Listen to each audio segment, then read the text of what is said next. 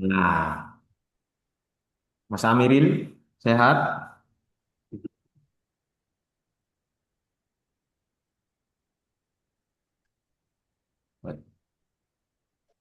Halo Mas Amiril, saya ya, bentar ya.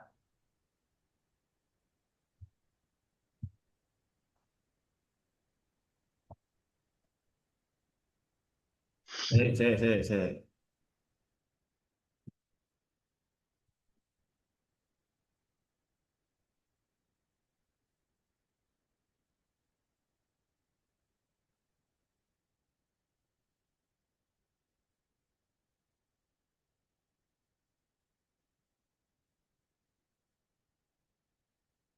Ya, saya share screen. Tunggu sebentar. Langsung aja ya. Share screen.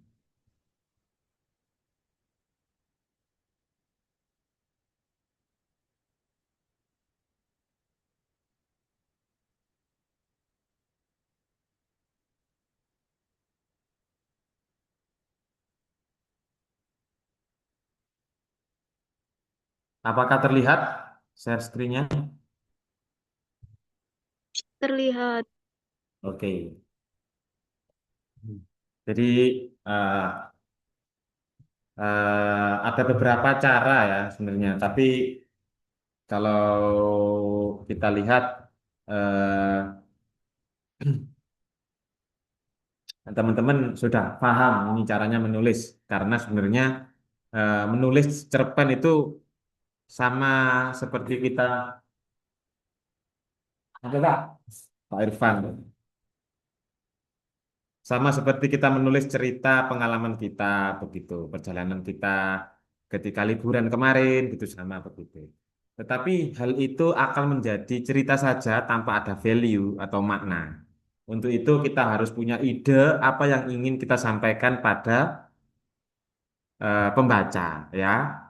Yang pertama ini ada beberapa kiat ya. Ini ada buku sedikit atau yang hasil riset ini juga sudah saya siapkan ini ya. Tapi kayaknya lebih bagus yang ini deh ya. Ada beberapa cara untuk menulis cerpen. Ada kiat-kiat gitu ya. Hmm. eh ini caranya macam-macam. Yang pertama, ini kayaknya saya besarkan begini biar terlihat. Tahu kan cerpen, unsur-unsur cerpen ya sama kayak novel atau sama kayak ini, sama kayak fiksi-fiksi yang lain. Itu unsur-unsurnya kan unsur intrinsik, ekstrinsik, ada plotnya, ada ininya, ada latar eksposisinya, ada rising actionnya, begitu ya. Tapi tidak harus seperti itu. Itu kan klasik ya. Itu kan sastra klasik. Kalau sastra kontemporer bebas. Yang penting maknanya terungkap secara baik gitu, ya. Secara baik untuk ke penonton. Pembaca apa penonton. Halo. Menangkap pertama langsung aja untuk menangkap sebuah ide dalam eh, ide dalam membuat cerpen itu bisa pertama ide di kedalaman diri sendiri ya tentunya dari pengalaman sendiri gitu ya sudah tahu kita hanya memetaforiskan memberikan ruang jangan terlalu eh, vulgar gitu ketulisan gitu aja. Nah, ini ada lagi menangkap ide dari luasnya. Idenya kan kamu belum belum punya kan apa yang kamu usung ya. Kalau tadi kita sudah ada ide untuk memperjuangkan kemanusiaan, membebaskan dan transendensi karena ah, literasinya apa sastranya cerpen yang pertama ini kita cerpen profetik gitu.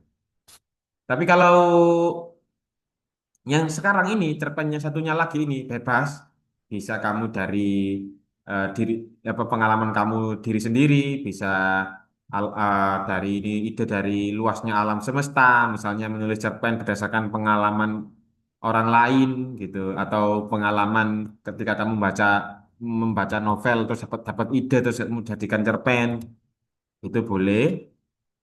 Atau menangkap ide dari ini apa sih ini menangkap ide di langit imajinasi yang tak terbatas. Ini ya siapa semuanya tahu ya. Oh ini imajinasi. Kayaknya ide ini nggak masalah ya semuanya semua orang paham ya.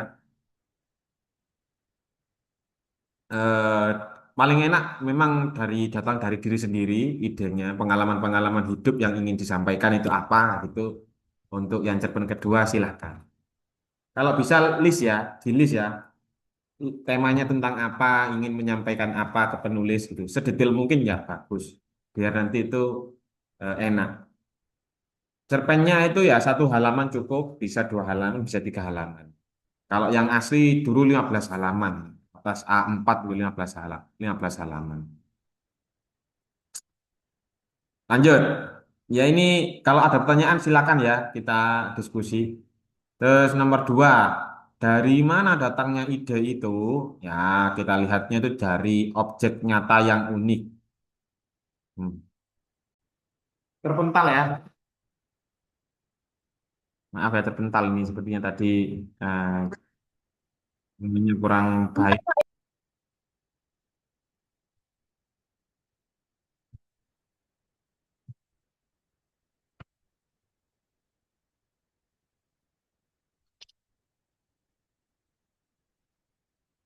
eh oke, lanjut. Ini ada contoh cerpen perempuan tepi rumput, tepi kerumput. Saya jadi ingat teman saya itu dia nulis cerpen gara-gara melihat pohon beringin rimbun gitu ada sulur-sulurnya gitu ada kayak rambut-rambutnya gitu terus bawahnya itu ada sumbernya di Mojosari itu ada di eh, tempat-tempat ngopi itu dia di situ sama saya apa dia terinspirasi dari tempat itu dari cerpennya itu wanita dengan bersulur wanita dengan sulur rambut gitu jadi cerpennya ini kayak begitu mungkin perempuan tapi kerumput. Penulis tulis melihat perempuan yang duduk di tepi jalan di daerah Kerumput Banyumas. Ini jadi eh, contoh kalau perempuan yang selalu memandang ke bawah, penulis tulis setelah melihat seorang perempuan yang berjalan dengan posisi membungkuk. Begitu kan bisa jadi inspirasi kisah gitu ya. Nah, jadi kisah ini dalam membuat cerpen apa yang unik gitu ya. Ada yang ini dosen saya Budi Dharma dia membuat cerpen ini Budi Dharma sebentar wifi-nya kayaknya harus ganti saya ini menjengkelkan ini wifi-nya unyem ini saya gantinya dulu lelaki tua pemanggul goni atau apa gitu ya lupa saya ada keunikan gitu ini share screen-nya terlihat ya ini ya teman-teman ya kayaknya Ya, saya harus mematikan kamera terus saya share screen seluruhnya gitu kayaknya biar enak. Nah,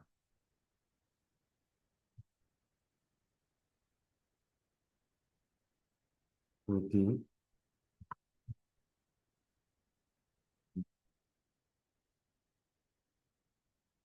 cerpen pemanggul boni. Insya Allah bisa ini atau cuman wifi-nya agak lemot. Bentar ya, saya ganti wifi dulu. Nah, ini nggak kondusif ini ya, teman-teman ya. Hmm,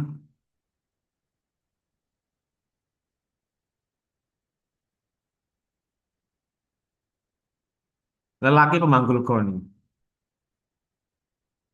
Hmm. Coba kita baca. Tahun 2012, ketika Pak Ikli lulus S3, dia jadi pembimbing skripsi saya, Pak Budi ini.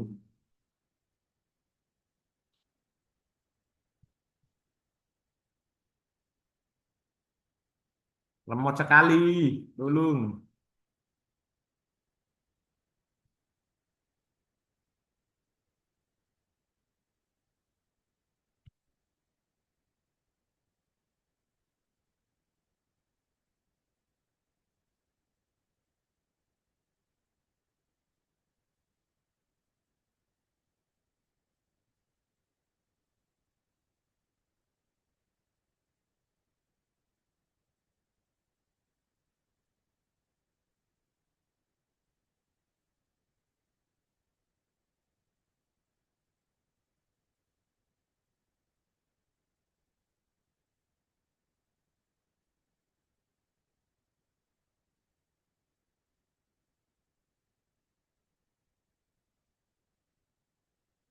Saya tak ganti wifi teman-teman ya. Nanti kalau terpental masuk lagi ya apa ya.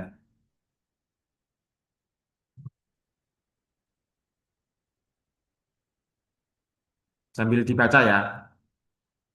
Kira-kira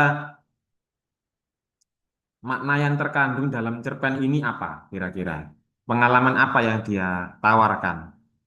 Mhm.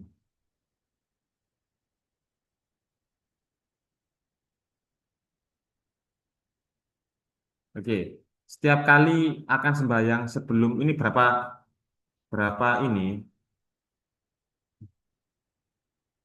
berapa halaman ini? Wow, panjang sekali ya.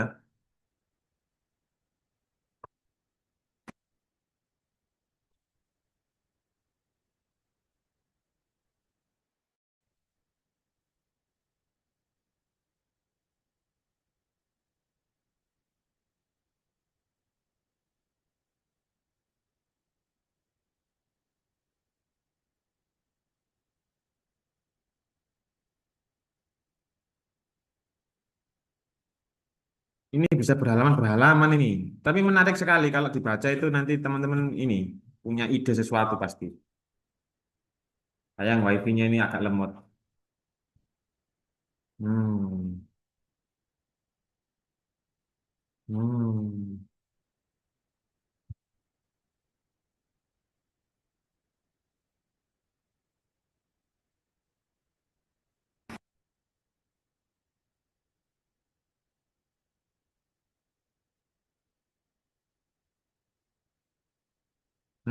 Not responding.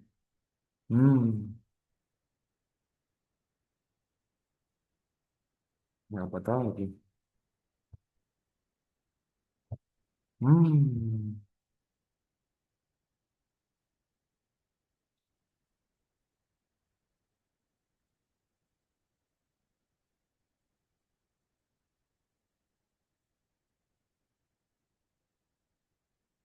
Hmm.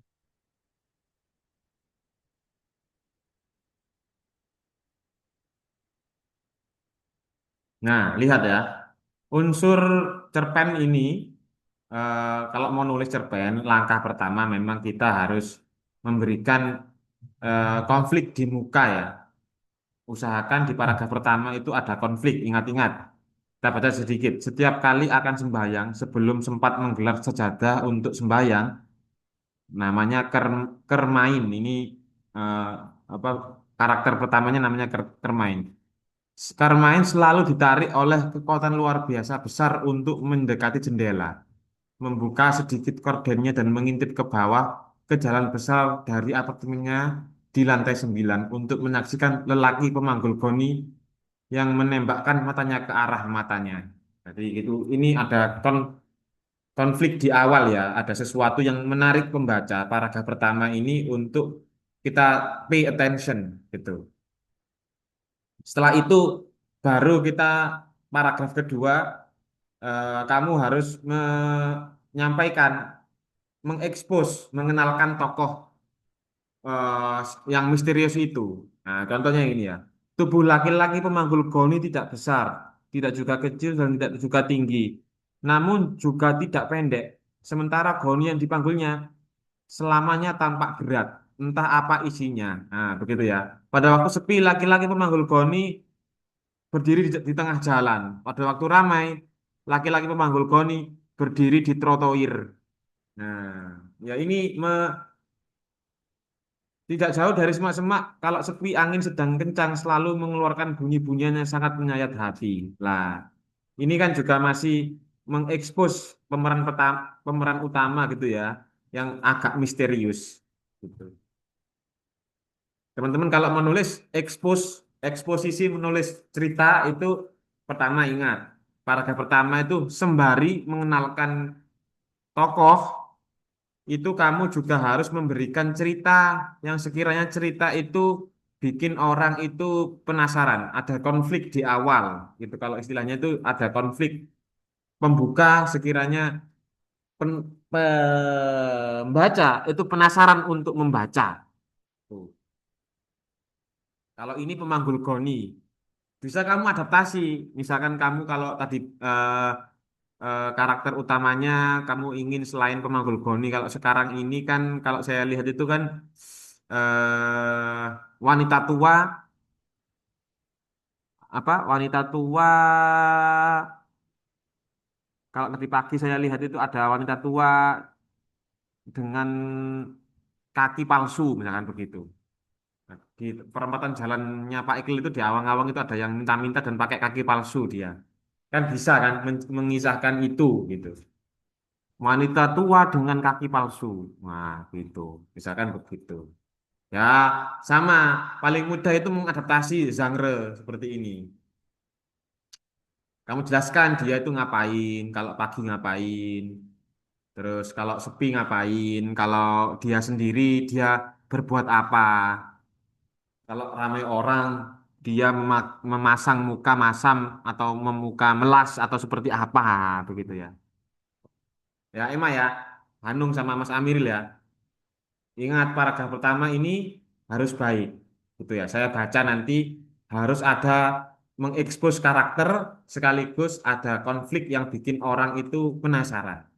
Kalau ini saya penasaran gara-gara eh, mata laki-laki pemanggul goni selalu menyala-nyala bagaikan mata kucing di malam hari dan selalu memancarkan hasrat besar untuk menghancurkan. Nah, seolah-olah ada masalah kan di paragraf pertama ini kan ada sesuatu yang ingin misterius gitu, menyala-nyala, matanya menyala-nyala, nyala-nyala, ingin mengatakan sesuatu gitu, ingin memancarkan hasrat untuk menghancurkan gitu kan. Nah, paragraf ini penting sekali.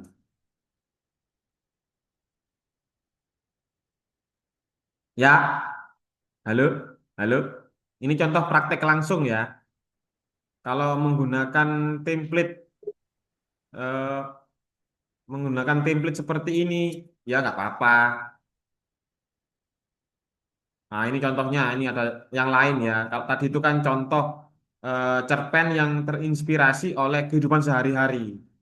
Kebetulan ini kan perempuan tepi rumput, wanita di tepi jalan yang duduk di tepi jalan di daerah Kerumput Banyumas.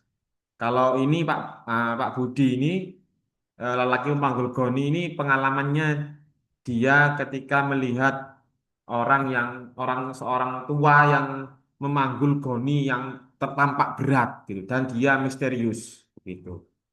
Banyak yang jadi inspirasi gitu ya untuk kita menulis. Ada lagi ini dari cerita nyata dalam kehidupan sehari-hari. Contohnya gaji pensiunan janda. Cerpen judulnya Gaji Pensiunan Janda. Cerpen yang terinspirasi dari cerita dari seseorang setelah diberi bumbu-bumbu fiksi, maka jadilah cerpen tersebut. Mungkin ini eh, ada seorang janda yang menerima gaji suaminya yang telah meninggal dan suaminya itu seorang PNS, gitu kan. Ini kan juga dari pengalaman ya. Bisa juga ini diganti gitu ya.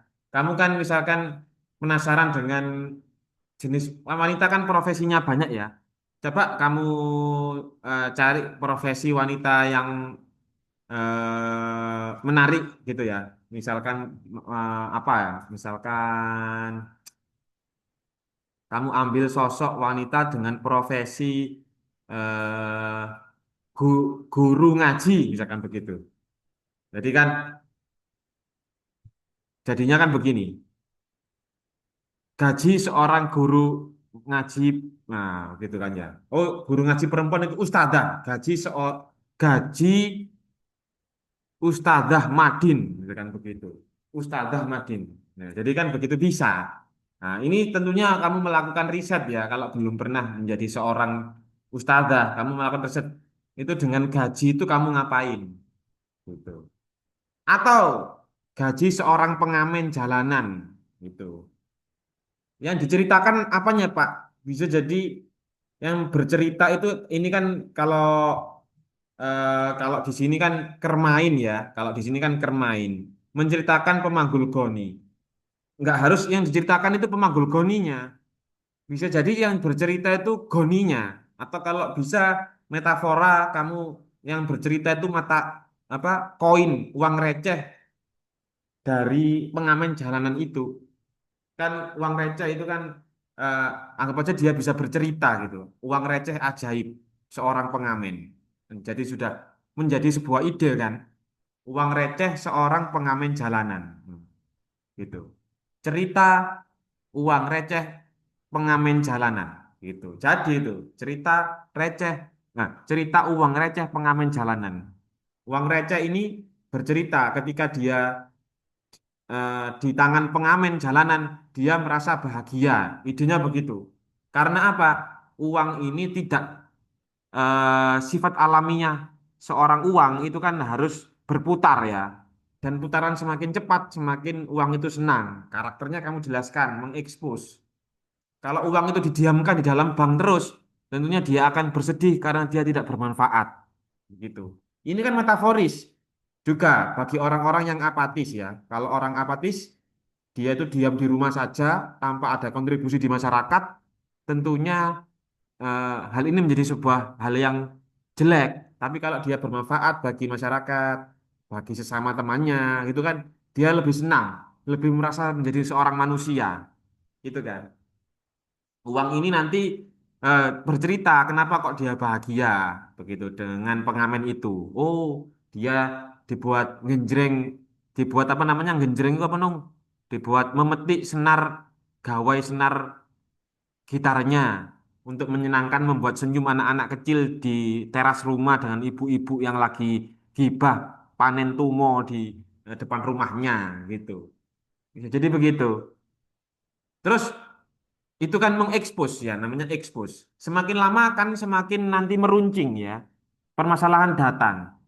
Permasalahan datang ketika uang receh itu jatuh di tangan seorang penjual ikan cupang, misalkan begitu. Yang ikan cupang nanti ikan cupang dapat uang dari pengamen.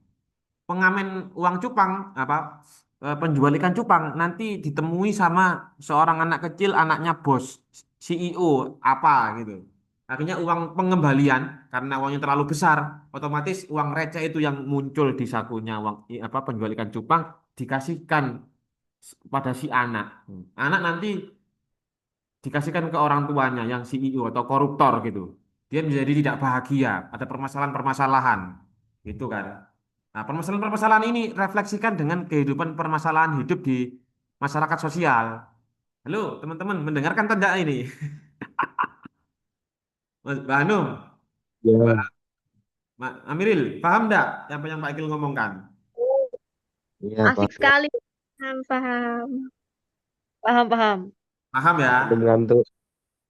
Jangan jangan bercerita literal ya, jangan bercerita literal tapi umpamakan gitu loh.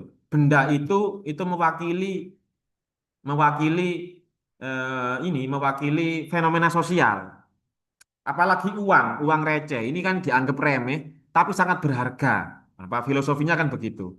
Plus namanya uang receh itu kan bermata ganda ya. Ada yang sisi kanan, ada yang sisi kiri. Coba aja itu uang recehnya ditaruh ditaruh dibalik gitu kan. Jadi yang sisi kiri yang di atas. Nah, tentunya kan jadi sebuah konflik kan bisa. Uang receh marah-marah, akhirnya dia tuh terselip membuat kegaduhan gitu. Bikin masuk ke dalam eskalatornya mall Sunrise Mall misalkan. Akhirnya membuat macet gaduh seisi mall gitu kan bisa menggelinding kemana gitu mesin ATM atau apa gitu ya mesin ini apa namanya mesin hadiah-hadiah itu nah itu jadi cerita yang bisa kamu metaforiskan dalam ke apa menjadi refleksi permasalahan kehidupan di sosial masyarakat di Indonesia begitu ya ini contoh aja ide-ide itu bisa muncul dari mana aja atau ini tadi kan lelaki pemanggul goni, ada juga yang perempuan eh, tadi apa tadi perempuan di tepi kerumput, ada juga perempuan yang apa gaji pensiunan janda gitu kan. Ada lagi ini memfiksikan, maaf ya, memfiksikan berbagai karakter manusia dengan tokoh-tokoh fiktif. Oke. Tokoh-tokoh fiktif merupakan ide yang dituliskan. Misalnya, penulis ingin menulis cerpen dengan tokoh yang mengumbar mulutnya, maka penulis akan memfiksikan jadi sosok fiksi yang seorang perempuan dengan lidah berkepala ular.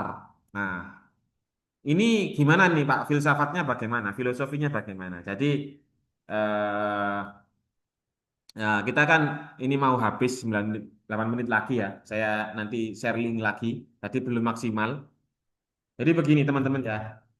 eh Kita kan hidup dari kecil itu di dunia mistis ya, di dunia eh, yang penuh dengan fiksi. Misalkan contoh eh, pamali duduk apa perempuan perawan makan di tengah jalan tidak boleh, nanti angel jodone seret jodone gitu kan. Dari kecil kan begitu. Kalau di Eropa, kalau di Eropa, fiksinya, oh maaf, mistisnya apa Pak yang didobrak oleh orang-orang apa di Age of Reason itu apa? Jadi mistisnya di orang-orang Eropa, orang-orang Yunani itu ya kayak Zeus itu kan mistis. Hujan itu dari dewa dewa Zeus yang melempar petirnya ke bumi begitu kan atau dewa-dewa Poseidon gitu kan dewa lautan ada dewa Athena dewa kebijaksanaan dan dewa cinta gitu kan nah, dengan sains itu terdobrak tetapi ya perlu digarisbawahi mistis itu penting juga digunakan untuk karakter dalam fiksi dalam imajinasi. Nah, dalam menulis karakter-karakter fiksi itu penting. Hal-hal yang mistis itu penting. Makanya di Indonesia karena tidak ada dewa-dewa, ya tidak ada dewa-dewa, mereka di Indonesia orang Indonesia itu menjadikan hal-hal yang mistis seperti hantu dan lain-lain itu novel apa film-film hantu semakin marak gitu. Dan itu menarik kalau ditulis hanya di, di fiksi aja. Selain fiksi ya tidak menarik gitu karena bisa nanti ini ya liar ya. Ada ya wanita berkepala ular itu kan yang kalau lihat matanya jadi batu kan ada. Itu contoh kalau mau nulis-nulis fiksi gitu ya. Ini ada tak? Ada perempuan dengan lidah ular berkepala dua. Penulis tuliskan sebagai gambaran dari sosok perempuan yang tidak mampu mengendalikan lidahnya sendiri. Yang menyindir satire perempuan yang tidak bisa mengontrol lidahnya sendiri. Gitu. Ya, ini kamu harus punya ide dulu karena Jumat kan ada ini ya. Jumat itu kan ada. Oh iya, soal UASnya bagaimana nih? Coba saya bukakan ya, mumpung ingat soal UAS. Oke, oke, oke, oke. Kayaknya kamu ini saya suruh buat naskah drama. Ini. Saya harus revisi nih. Dulu kan puisi kan sudah. Saya pikir kamu ada drama gitu ya. Nah, akhirnya UASnya seperti ini teman-teman. Kayaknya ini harus dirubah ya. Saya suruh kamu membuat short script drama. Saya ubahnya menjadi ini ya dua cerpen gitu aja ya. Kamu tulis satu dulu cerpen kalau nggak sempet nggak apa-apa. Satu cerpen dulu dulu ya. Ya oke. Halo. Iya kok. Mm-mm. Satu cerpen dulu bebas lah cerpen bebas. Tapi ingat harus ada yang biar menarik itu nggak langsung cerita begitu, mengeksposisi dulu ada permasalahan pertama, kedua sampai klimaks, terus ada resolusi, terus ending. Itu harus berhati-hati. Lanjut ya. Ini trik-trik lagi yang lain. Menggali lokalitas. Ya, kamu nanti kalau jadi dosen ya, Mbak Emma atau Mas Amiril atau Mbak Hanum, kalau jadi dosen itu usahakan nanti itu kamu itu menggali lokal, bahkan mengutip artikel, menulis artikel ilmiah itu ya kutip orang lokal saja, orang Indonesia saja, jangan orang luar, enggak apa-apa. Dan banyak kok yang lebih baik ide-idenya itu dari dalam negeri itu banyak sekali. Cuman kita jarang mengekspos.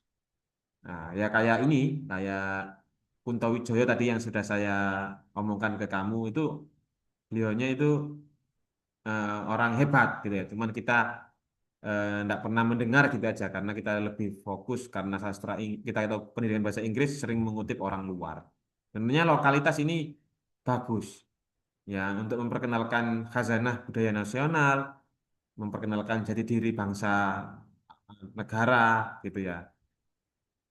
Nah, kalau di Indonesia suku Jawa kan banyak filosofi-filosofi yang belum kita tahu gitu ya. Nah, kita bisa mengangkat misalkan daerahnya Mbak Hanung, daerah mana Nung kamu Nung? Rumahnya itu kamu jadikan cerpen lokal daerah kamu itu ada tentang apa gitu. Jadi jadikan usun jadi sebuah cerpen. Kalau Pak Iki kan awang-awang sudah pernah saya ceritakan ke kamu ya, itu bisa jadi cerpen juga itu awang-awang, bisa awang-awang. Ya difiksikan biar seolah-olah itu orisinal gitu ya, biar nggak ada hak cipta yang tersakiti gitu. Jangan-jangan mirip-mirip. Memang kadang-kadang itu cerita itu mirip-mirip, tapi ada kekhasan-kekhasan gitu. Ya, ini tema sudah saya suruh ya kamu ya, temanya tentang apa? Temanya tentang apa?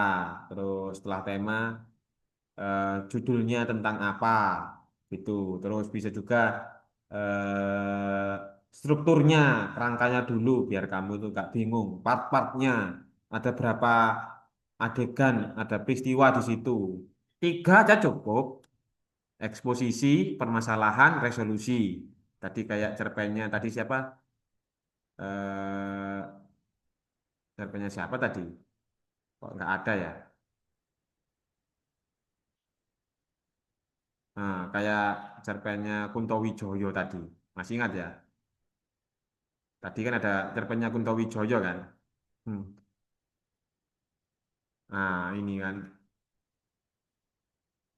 apa ceritanya kan tentang lelaki tua yang membawa bunga berwarna ungu tadi itu loh. Ini orangnya Kunto Wijoyo. Ya, oke. Mau habis ini 1 menit lagi. Ada pertanyaan teman-teman untuk cerpen?